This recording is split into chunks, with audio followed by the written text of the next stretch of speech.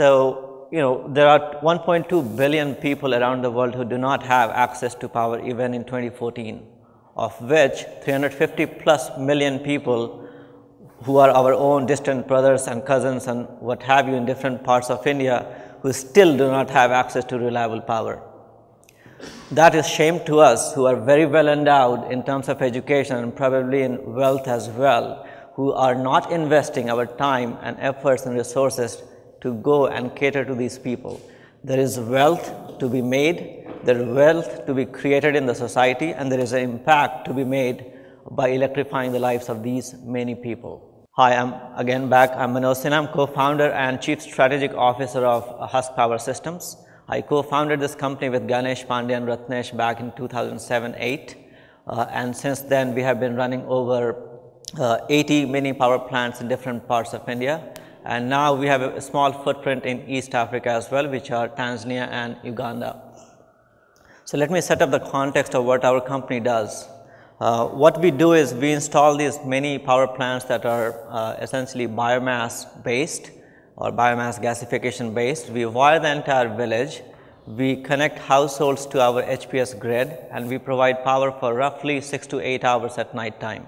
What we do is we replace kerosene based lanterns or diesel gensets with our clean energy. So that's what our basic business model looks like. I have put this vision statement for a lot of you entrepreneurs who already have a company or you are going to build a company. This particular 10 words odd thing took us about half a day to build.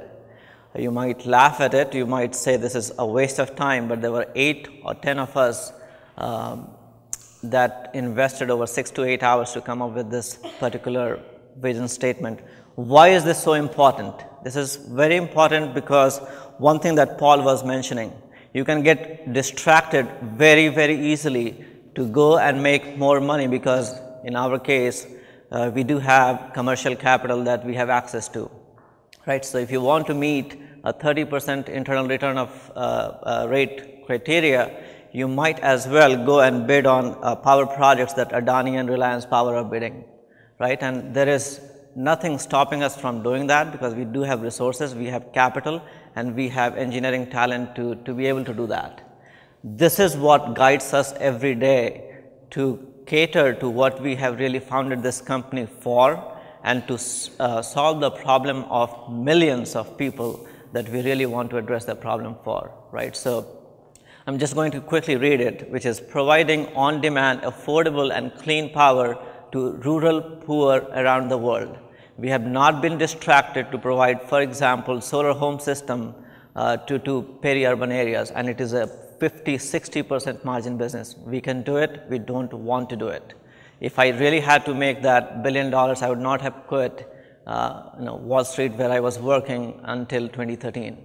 So it is very important for whoever wants to build a company, take time with your team, your co-founding team and investors as well to align your company and yourselves with a mission statement or a vision statement that will guide your company for a very long time.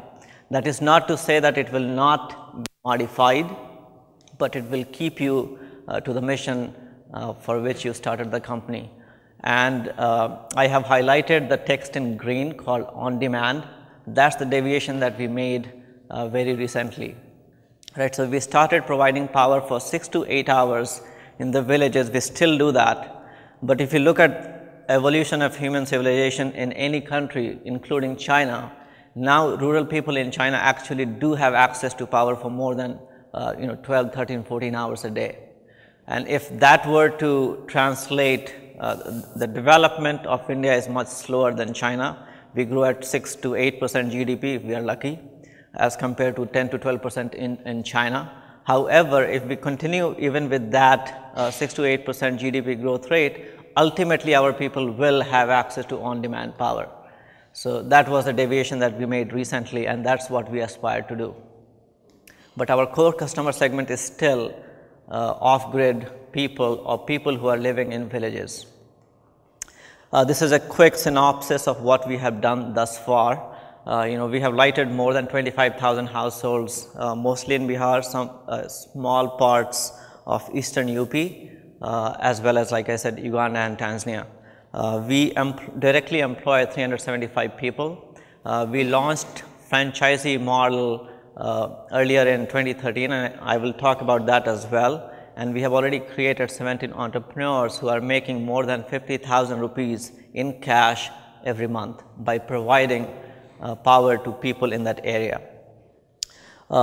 Somebody talked about saving, helping customers save some cash by providing something at a higher quality.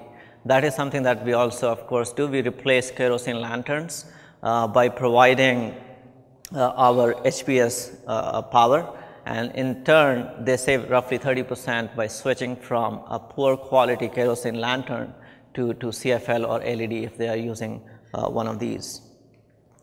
Paul mentioned about creating a product or ecosystem where you can actually generate income, and that is something that I am going to talk about here, right. So, we have created an ecosystem wherein for every dollar that we generate as revenue, we create $2 worth of income, and with money velocity that increases in the village in terms of circulation, there's $2 worth of value creation in the society. So, let me explain how does that happen. So, when we go and install our power plant in the village, right, so we are employing 3 people to 4 people locally from the village, which is very, very important when you are designing a social enterprise. I'm going to step back a bit to tell you about my background. I used to design microprocessors for Intel, which was pretty complex. What corporate America taught me is to design very complex stuff. And I worked on Wall Street after that, which was even more complex. The demise of CDO, CLO, etc. What I had to unlearn in this process is simplicity is the key. You cannot have a microprocessor driven engine system that a local people from the village can fix. So, it has to be mechanical, it has to be manual valve oriented so that people can understand it, can be trained at it, and can solve it. So, our system will look pretty basic in terms of its structure, but that's what works. That's what works in the village, because we can operate, maintain without sending an IIT KGP engineer to the village, because they might not like to go to the villages. Right. So, that's one of the key areas when you are designing your social enterprise or a product that will work in many markets in the rural parts of India, or for that matter any parts around the world. So, getting back to the ecosystem, when we install the power plant, like I said, we recruit 4 local people who did not have any job in their whole life. So, we are recruiting them and we are paying them a salary that they can rely on month after month after month, right. So, that's one source of income generation for them, and we in turn get benefit, because at a fairly reasonable price we are getting a 40 kilowatt or 32 kilowatt power plant maintained by these local people. We partner with local rice mills to procure rice husk as a feedstock for the gasification unit. They did not have that source of income before. They were discarding it in the field, and it was not really getting sold anywhere in a consistent manner. Once in a while they do sell it to people for incense stick manufacturing, etc., or for cement industry, but not a real source of recurring income. Now they have a real source of recurring income as they are selling it to us at, say, 2 rupee a kilogram, right. Again, in turn we are benefiting as well in this. So, what I am trying to paint a picture here is we are creating an ecosystem, and every touch point that we have with supplier, with customers, with employees, everyone benefits economically. So, rice millers have interest or vested interest or economic interest in supplying us a decent quality rice husk at the interval that we want, and we have an interest in paying them because we want that quality to run our plant at a 95% uptime, right. So, these are few examples wherein what I am trying to say is we are creating value for every members that are coming in touch with us in terms of customers, vendors, suppliers, etc. So, with that, I am going to quickly walk you through some of the innovation that we have been able to accomplish over the number of years. Biomass gasification is not a new technology. It was discovered way back during World War II. You can still find pictures of like vehicles with gasification unit at the back of the truck. What we did was we simplified the technology, we modified the engine, etc., and we make it run with very simple interventions. That's what we call our real innovation in terms of technology. But our innovation doesn't end at the technology itself. The innovation is around the whole around the management of the mini-grid, right? In India, the average theft rate of electricity is about 40%, and Mr. Kejriwal has already subsidized 50%. I'm not going to go into politics, that's after my conversation here. However, to really manage the theft rate to below 5% or below 10% to make the business sustainable, it is important that you get buy-in from the community. It is important that we constantly innovate. We have built our own, say, for example, prepaid metering system that is roughly 1/5 the cost of what you can procure from the market, because that's what our customers can really afford to pay. So those are some of the innovations that we have incorporated in the system that makes us little different from anyone else in the market. These are to be really successful in this sector, right? So in energy sector, if you were to take the data, which I somewhat doubt, from EIA or other international agencies, there's $30 to $40 billion that are going to get spent in the next few years, both in India as well as or total Africa. You have to have access to that kind of capital to operate in this market. Energy sector that we operate in is a very heavy in terms of capital expenditure. So you have to have a lot of cash to be able to run your business. Again, stepping back about what Paul said about getting access to grant capital is important, and I'm going to step back in 2007-8 time frame when we really started. When we really started the business, it was out of, for me personally speaking, it was out of guilt.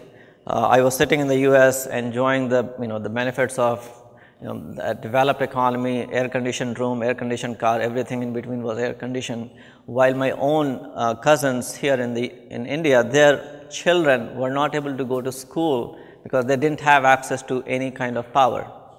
And that was not comforting for me. What is the fault of a child that he or she does not have access to light and cannot go to school and hence cannot ever get out of poverty or that cycle? So that was my personal motivation of getting into this sector when actually social enterprise didn't really exist. And I'll tell a story about that. Ganesh, who is another co-founder and main protagonist behind the technology and the model, he came back to India in 2006-07, and we installed our first plant in West Champaran, Bihar. And we actually started it on 15th of August of 2007 to signify that we gave independence to people from darkness, right? So that was also a sort of a plot so that we can sell it to investors later on. And that did sell, that's why we got into New York Times, etc. But the key point is we took that risk, we took that leap, we invested our money from whatever small savings that we have had thus far until 2006 and invested in this, and we saw that it works from technology standpoint, but also that there were customers who are willing to pay for the services that we are providing them, right? So we, by September, October timeframe, we already had revenue coming in that told us this system, this business model actually does work. By that time, we actually ran out of all the money that we had. Some of us took money out of our 401k, which is the retirement plan, which was sad, but we took it out to invest in this to really see if it works or not. Retrospectively, I joke about it, this is the best investment we ever made. It was 2007 when some of us liquidated some of our 401k or retirement fund, and if you guys remember, it's not too long ago, Lehman Brothers and the whole financial services industry collapsed. The stock market fell down 60%. my investment is still continuing, that power plant still provides power. So that's one of the best investments that I think we ever made in the capital market. So with that, what happened was we started participating in business plan competition. At that time, I was enrolled at Darden School of Business at University of Virginia. Since some of you are going to participate in that type of business plan competition, I'm going to quickly talk about that. So we participated in many competitions at MIT, at Berkeley, and other business plan competitions. That brought us a lot of credibility in the market, and investors started pinging us, and we started sort of dating investors. Since some of you guys are going to raise money, and we can talk about it in more detail after my conversation here, but you have to date your investors. They have to like you and you have to like them, and that's the only way you are going to get engaged in terms of term sheet. So that's what we started doing in 2008 time frame, and that's how our first tranche of money came from Shell Foundation as grant of roughly $130,000 in 2008, because they saw what we have done. They were willing to write a check to make that leap and help us do more experiments. When you are a trailblazer in this sector, the complexity of the business is so high that you know that every 3 steps that you take forward, you will have to take 2 steps backward. So you have to have capital structure of your company that will withstand those shocks and failures early on. So I will not go too much into detail about capital structure, we can take it offline. However, it is important that you consider your capital structure so that you have enough room to make mistakes, especially if you are taking a trailblazing kind of idea. If you are taking even a pioneering idea, you will make mistakes, so make sure that you have some capital which is low cost, ideally free money, to make those mistakes, because you will. This is just an example of how we, over a period of time, which is now 5 years, we have built a strong partnership with a bunch of companies that helps us keep going. We have done 80 plants. We wanted to do actually 100 or more by now, but we have not been able to because of some of the mistakes that we made along the way. This is a quick example of what happens when you start a company. It works at 3, it works at 10, it works at a scale of even 20 power plants that we had, and we were making actually the net income at that time was positive. What we realized was the realization came to us when we expanded to 60 or 70 footprint. The employees that we have at distant locations, they started siphoning off money. Unfortunately, in India, even today, we don't have mobile payment system like M-Pesa, say in Kenya. So there's still a lot of cash transactions. When there's a lot of cash transactions and when you're dealing with 300 employees in a radius of 400 kilometers, it's very easy for them to take cash out of the system.